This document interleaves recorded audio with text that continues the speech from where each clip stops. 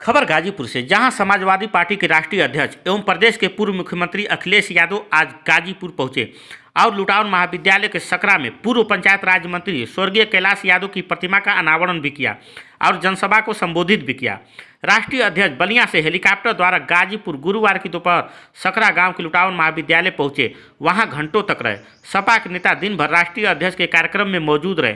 जनसभा में तमाम महिला कार्यकर्ताएं भी मौजूद रहीं। मैं आपसे बेहतर कौन समझेगा कि गुंडा कौन है? सर, अगर हम पे कोई मुकदमा हम पे अगर हम पे कोई मुकदमा रहा हो तो बता दो। जानते हैं उसको। देखिए, वो इसलिए बोल रहे हैं क्योंकि उनके खुद मुकदमे वापस हुए और कोई डिप्टी सीएम बना हो वो इसलिए बने कि उन्हें असिस्टेंट चाहिए था। मुख्यमंत्री जी को असिस्टेंट चाहिए था उन्हें कि कोई उनकी अनुपस्थिति में और खासकर कोई पिछड़ा वो बोले जा करके। अरे वो जो बीजेपी में पिछड़ा चला जाता है उसकी आत्मा मर जाती है। बताओ, उन्हें शर्म नहीं आ रही है कि किस तरीके से अपमानित किया जा रहा है। उन्हें शर्म आनी चाहिए कि किस तरीके से लोगों को अपमानित किया जा रहा है। और वो भी उन्हें कभी स्टूल पे बैठाया गया तो वो चाहते हैं कि बहस कुछ और, लेकिन समाजवादी पार्टी की मांग है जाति जनगणना और हम तो कहेंगे कि जाति जनगणना हो और आबादी के हिसाब से हक और सम्मान मिले। सर, हक डे मनाया जा रहा है। देखिए, वो हक डे इसलिए मना रहे हैं कि किसी दुनिया में किसी हिस्से में गाय के पास बैठ करके उससे स्पर्श कर करके कई बार लोगों को अनुभव अच्छा होता है। मुझे नहीं पता बीजेपी क्यों इसको ऐसा नाम दे रही है। मुझे लगता है जानबूझ करके इस पर रिसर्च की होगी उन्होंने। बिना रिसर्च किए ऐसा शब्द का इस्तेमाल करना ठीक नहीं है। हिंदी में भी तो नाम हो सकता था। यार, ये देश की नेशनलिस्ट पार्टी है और नेशनलिस्ट पार्टी होने के बाद आप हिंदी में नाम नहीं ढूंढ सकते कुछ।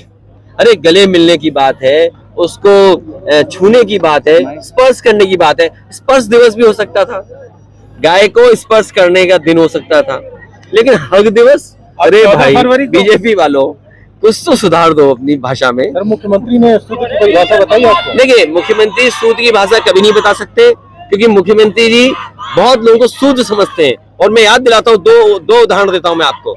मुख्यमंत्री जी जब अपने जिले के बगल में गए थे तो जो दलित, आदिवासी और पिछड़े बच्चे थे, परिवार जिनसे मिलना था उन्हें, उन सबको साबुन से नहलवाया था और कहा कि इनमें स्मेल आती है, ये साफ सुथरे नहीं आएंगे तो मिलेंगे नहीं। और दूसरा उदाहरण देता हूं मैं, किसी भी मुख्यमंत्री ने कालिदास माँ को गंगा जल से नहीं धुलवाया था। ये पहले मुख्यमंत्री थे जिन्होंने गंगा जल से धुलवाया। अरे, इनसे कहो, तुमने कहा गंगा को आचमन लायक बना देंगे। बताओ, गंगा क्या आचमन लायक हो गई? आप बनारस देख लीजिए या और हिस्से में देख लीजिए, नदियां कितनी गंदी बह रही हैं। और हो सकता है कुछ दिनों बाद ये गोमती नदी जो आपको काली काली दिखाई देने लगे, और काली गोमती होगी वो भी तो अंतर्गत गंगा में जा रही है। सर, आपके ऊपर ब्लेम लग रहा है कि स्वामी प्रसाद मौर्य के बयान के पीछे सैफई परिवार और अखिलेश यादव है। देखिए, ऐसा केशव मौर्य ने कहा। देखिए, वो मैं आपको फिर बता देता हूँ, बीजेपी कभी सामने नहीं आना चाहती। और बीजेपी से मैं कहूंगा, महाभारत का ज्ञान बहुत है ना उन्हें। कर्ण ने क्या फील किया था? रामधारी सिंह दिनकर जी ने जो रसमरती लिखी है उसमें क्या भाव प्रकट किया है। कम से कम बीजेपी को उस पात्र की वो घटनाओं को याद करना चाहिए, तब वो दुख को महसूस करेंगे। और ये मैंने कहा आपसे, ये जितने बीजेपी पिछड़े हैं सबकी आत्मा मर गई है। ये कभी जाति जनगणना नहीं चाहेंगे, कभी जो आपके नौकरियों में जो भेदभाव हो रहा है, जो आरक्षण छीन है, उसके बारे में नहीं बोलेंगे। सर, पूर्वांचल में 2022 के बाद ये पहली रैली है, इसको शंखनाद समझा जाए 2024 का। मैं आपसे कहता हूँ, समाजवादी पार्टी लगातार काम करती रहेगी और उम्मीद है कि जिस तरीके से लोकसभा पीछे जीते थे उसी से बेहतर परिणाम इस बार उत्तर प्रदेश में समाजवादी के पक्ष में आने वाला है। जो आज गठबंधन में दल है उनके अलावा कोई मुझे नहीं लगता गठबंधन में नया दल आएगा। इन्वेस्टर समिट में बहुत सिंपल है, आप टाई लगाइए, सूट पहन के एमओयू कर लीजिए। सर, आप कहते हैं भाजपा हिंदू मुस्लिम करती है, आप शूद्र कर रहे हैं। नहीं, हम शूद्र नहीं कर रहे हैं, हम केवल जानना चाहते हैं उनसे। भाई, अंतर क्या है? मैं खुद उस मंदिर में जाना चाहता था। सवाल ये पूछना चाहिए था कि मुझे क्यों रोका। आप पुलिस फोर्स क्यों नहीं थी, सिक्योरिटी क्यों नहीं थी? तब मुझे लगा कि इन्होंने मेरी सिक्योरिटी क्यों कम की, कि ये लोग कहीं ना कहीं आपको अपमानित करा देंगे। इसलिए भगवान सबके हैं, भगवान के वो ठेकेदार नहीं है। हम अपने घर में रख लेंगे मूर्ति, हम पूजा करेंगे, क्या करेंगे बीजेपी के लोग? सवाल ये है कि आप मान नहीं दे सकते। ओम प्रकाश राजभर को लेकर क्या कहेंगे?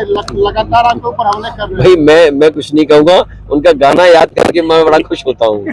चल सन्यासी मंदिर में, क्या गाना है भाई? ये कुछ है, नाम तो पूरा बोलो, मैं याद नहीं कर पा रहा हूँ। चल सन्यासी मंदिर में, हाँ, उसकी दूसरी लाइन जो है कि मेरा कंगना और तेरा चिमटा, कब चिमटा बजे ना बजे कंगना तो बजी रहा होगा कहीं ना कहीं। योगी सरकार ने पुलिस कर्मियों को सोशल मीडिया से दूर रखने ये देखिए, कुछ नियम तो ठीक है, कुछ नियम खराब है।